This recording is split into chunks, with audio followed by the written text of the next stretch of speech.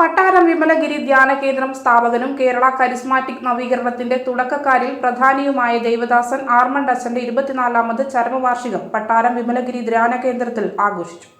രാവിലെ 9:30 ആരംഭിച്ച തിരുക്കർമ്മങ്ങൾക്ക് മാനന്തവാടി രൂപതാ മെത്രാൻ മാർ ജോസ് പൊരുന്നോടം മുഖ്യ കാർമ്മികത്വം വഹിച്ചു. തുടർന്ന് കബറിടത്തിലെ പ്രാർത്ഥനകൾക്ക് ശേഷം അനുസ്മരണ സമ്മേളനം അദ്ദേഹം ഉദ്ഘാടനം ചെയ്തു.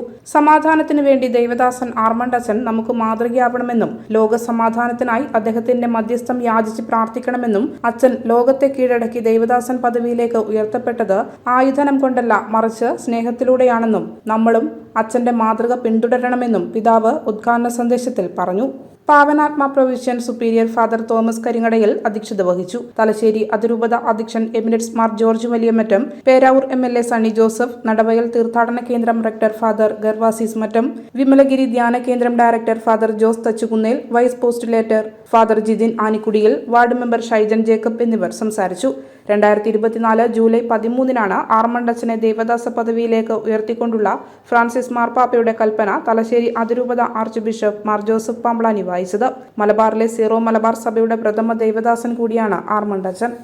ഈ എത്രയോ വർഷങ്ങളായപ്പോൾ നമ്മുടെ അടുത്തല്ല എങ്കിലും രണ്ട് രാജ്യങ്ങൾ തമ്മിലുള്ള യുദ്ധം തുടങ്ങിയിട്ട് നാളുകളായി, വർഷങ്ങളായി. പക്ഷേ അവർക്ക് അവിടെ സമാധാനം കണ്ടെത്താൻ പറ്റുന്നില്ല.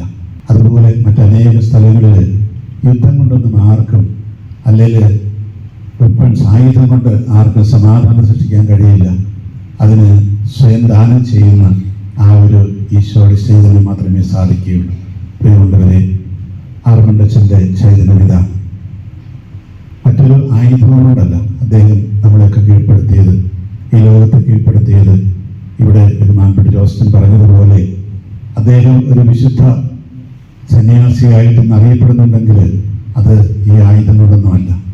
അദ്ദേഹം സ്വയം ദാനം ചെയ്തുകൊണ്ടാണ്, തന്നെ പരമേൽപ്പിച്ച സുവിശേഷ ദൗത്യം ഏറ്റവും ഉത്സാഹത്തോടുകൂടി അത് ചെയ്തു തീർത്തതുകൊണ്ടാണ്. മലയോരത്തിന്റെ സ്വന്തം പ്രാദേശിക ചാനൽ എ ചാനൽ. നിങ്ങളുടെ നാട്ടിലെ വാർത്തകളും വിശേഷങ്ങളും ഞങ്ങളെ അറിയിക്കുവാൻ വിളിക്കൂ 9447691771 9074215391. നിങ്ങളുടെ നാട്ടിലെ വാർത്തകളും വിശേഷങ്ങളും ഞൊടിയിടയിൽ അറിയുവാൻ ഏജനറ്റ് ന്യൂസ് ചാനൽ സബ്സ്ക്രൈബ് ചെയ്യൂ.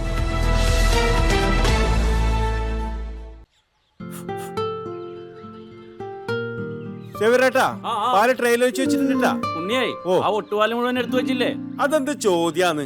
ആരെങ്കിലും ഒട്ടുപാലം എടുക്കാണ്ട് ഒട്ടുപാലം കെട്ടിപ്പിടിച്ചങ്ങോട്ട് ഇരുന്നോ? എന്റെ മനുഷ്യ ഈ റബ്ബർ ഷീറ്റ് ഇങ്ങനെ കുന്നുകൂട്ടിട്ട് എന്തോ ഉണ്ടാക്കാനാ? എന്നെ എന്തായാലും മതി, എന്റെ ഷീറ്റിനെ കളിച്ച് എന്റെ കയ്യിൽ നിന്ന് മേടിക്കുന്നേ. അത് കറക്റ്റ്. ഉള്ള സമയത്ത് ഇതൊക്കെ ഒന്ന് തൂക്കി വിട്ടിട്ട് കാശൊന്നും കൊണ്ടെത്താ മനുഷ്യ.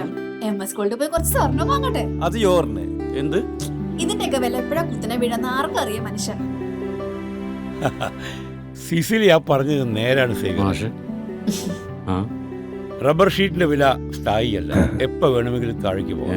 പക്ഷെ സ്വർണത്തിന്റെ വില അങ്ങനെയല്ല, അത് റോക്കറ്റ് പോലെ കുതിച്ചുകൊണ്ടിരിക്കുകയാണ്. അങ്ങനെ പറഞ്ഞു കൊടുക്കും മാഷേ.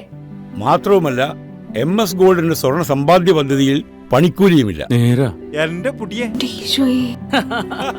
MS Gold and Diamonds, Iritty, Peravoor, Ramanagara, Kanakapura, the real source of purity.